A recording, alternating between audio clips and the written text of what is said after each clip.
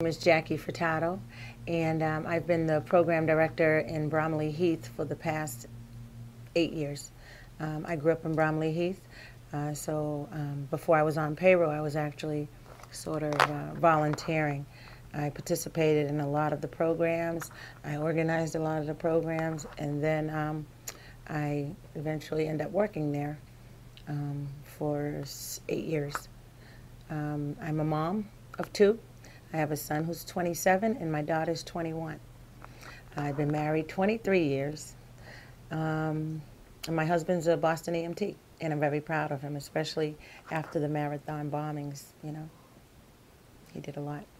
So I'm number 9 out of 10 kids, 5 girls, 5 boys. So I have 8 older siblings. And when I was 16 in high school, I'll never forget the police knocking on my door because my brother was murdered. He was 26 at the time, but to me it was like he was in his 50s. That's how older ages seemed back then, you know. And he was beaten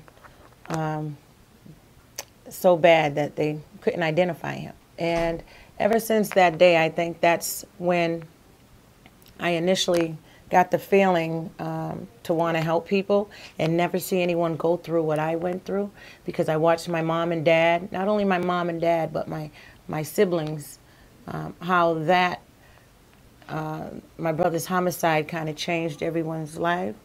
And then ironically, a couple of years later, now I'm 21, and my son, I think I was 22. Anyway, my son was like 1 year old, and his dad was murdered the same way my brother was murdered. And, you know, I strongly believe in what doesn't kill us makes us stronger. So, but I can tell you that a lot of the programs that are in place now when it comes to trauma and mental health didn't exist back then. So, you know, I probably could use some of the services right now. Still, I believe everyone, you know, there's still hope for everyone. But instead, it kind of made me probably hover over my own kids a little more. There's quite a lot of violence. So, you know, there's a shooting last night, but you didn't hear about it unless someone in your circle or, you know, tells you about it. The media and the newspaper doesn't run to put these shootings out there. I don't know if that's a good thing or a bad thing. But I think that keeps me up at night. You know, I don't really fall asleep, like I said, until I know my son's home. But I did confront and speak with our commissioner on the violence that's, you know, been occurring recently in our streets. And he's a good commissioner, and he listens.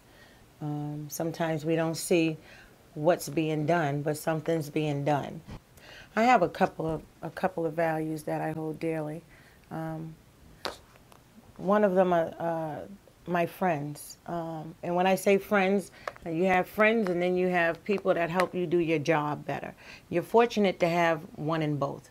So, for instance, Thaddeus Miles, he's a friend, and then he's always there to assist me financially with programs or trainings.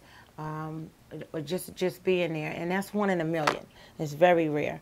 So I'm proud to have that friendship with him, as well as the collaboration. I believe in collaborating. I believe that there are tons of us in Boston doing the same thing, but not knowing each other. I'm learning patience. Patience is something that I don't think I've ever had, you know, as far as tolerance and patience. So I'm building on that. So whenever things didn't go right, or if I wasn't able to get funding for something I knew we needed, or if someone threw a hurdle up and I couldn't jump high enough to get past that hurdle, I was ready to pack up and go. That happened a lot of times, and I think that that's probably at that time what I needed to do, what I thought I needed to do. Of course, I never left. But it was just having the opportunity to pack up and feel like you're leaving and let people see that, you know, you mean business. Sometimes it got things done. Sometimes things stay the same.